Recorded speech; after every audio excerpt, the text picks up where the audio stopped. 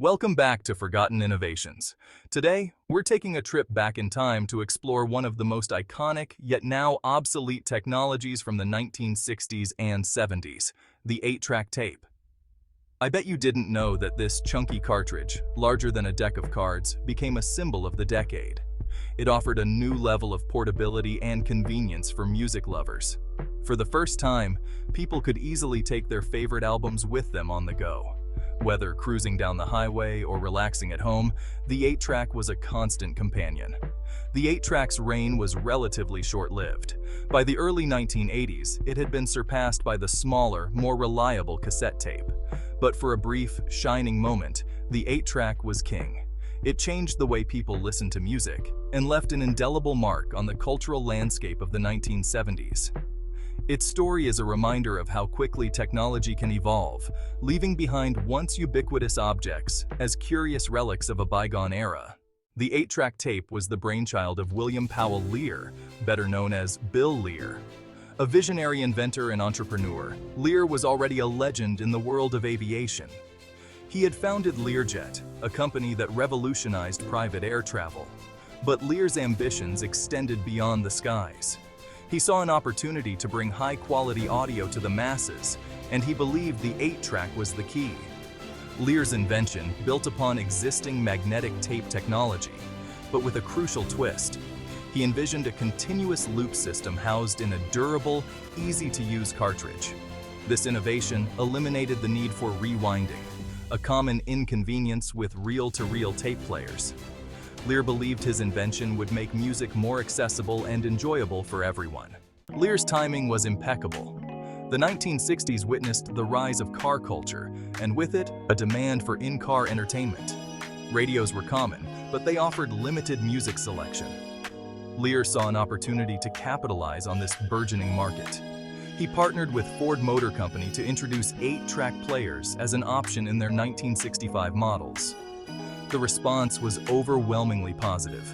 Consumers embraced the 8-track's portability and ease of use. The ability to enjoy their favorite albums while cruising down the open road was a revelation. The 8-track quickly became synonymous with the driving experience, further cementing its place in popular culture. It wasn't long before other car manufacturers followed suit, making 8-track players a ubiquitous feature in automobiles throughout the late 1960s and 1970s. The magic of the 8-track lay in its unique cartridge design.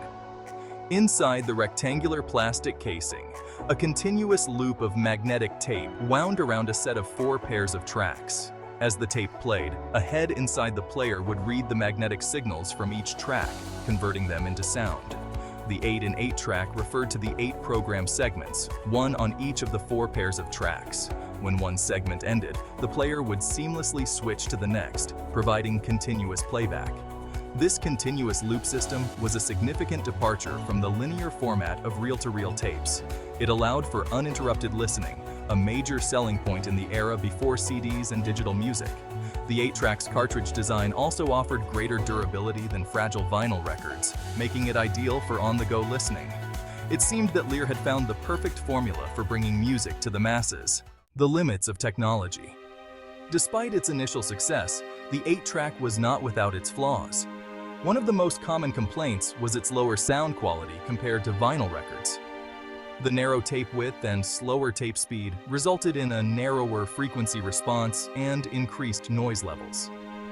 Audiophiles often criticized the 8-track's muddy sound and lack of dynamic range. Another drawback was the notorious clunk that occurred when the player switched between program segments. While designed to be seamless, this transition often resulted in a noticeable pause or drop in audio. This quirk became a source of amusement for some and frustration for others. These limitations, combined with the inherent fragility of magnetic tape, meant that 8-tracks were prone to degradation over time. With repeated plays, the tape could stretch, break, or lose fidelity. The golden age of 8-tracks. Despite its technical shortcomings, the 8-track enjoyed a period of remarkable popularity. From the late 1960s to the mid-1970s, it was the dominant format for pre-recorded music. Record labels released countless albums on 8-track, catering to the growing demand. Classic albums by iconic artists like the Beatles, Led Zeppelin, and the Rolling Stones were all available in the now iconic 8-track format. The 8-track's popularity extended beyond music. Spoken word recordings, comedy albums, and even language learning courses were released on the format. It seemed that every aspect of audio entertainment was being adapted for the 8-track player. The format's accessibility and affordability made it a hit with consumers from all walks of life. It was truly a golden age for the 8-track. The Cassette Revolution. As the 1970s progressed, a new challenger emerged: the compact cassette. Smaller and more portable than the 8-track, the cassette offered several advantages. Its compact size made it ideal for use in portable players, which were rapidly gaining popularity. The cassette's sound quality, while not perfect, was a noticeable improvement over the 8-track. The cassette's smaller tape width and slower tape speed, ironically, allowed for greater precision in recording and playback. The cassette tape's arrival marked a turning point in the portable music market.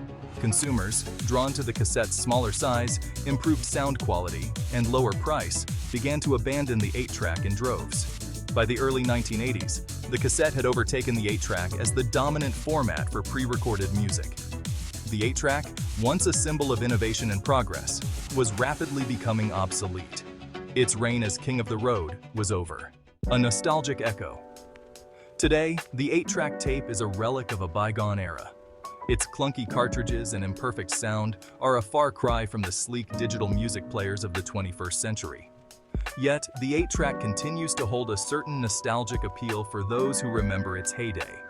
It evokes a time when listening to music was a more tactile and involved experience, a time before playlists and streaming services. The 8-track's enduring appeal is evident in the resurgence of interest from collectors and enthusiasts. Vintage 8-track players and tapes are finding new life at flea markets, antique shops, and online marketplaces. For some, collecting 8-tracks is a way to reconnect with their youth, to relive the days when music was a physical object to be cherished and shared. The 8-track may be gone from the mainstream, but its story continues to fascinate and inspire.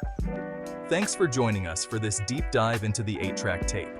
If you enjoyed this video and want to learn more about other fascinating but forgotten technologies, be sure to like, subscribe, and hit the bell icon for more stories from forgotten innovations. See you next time.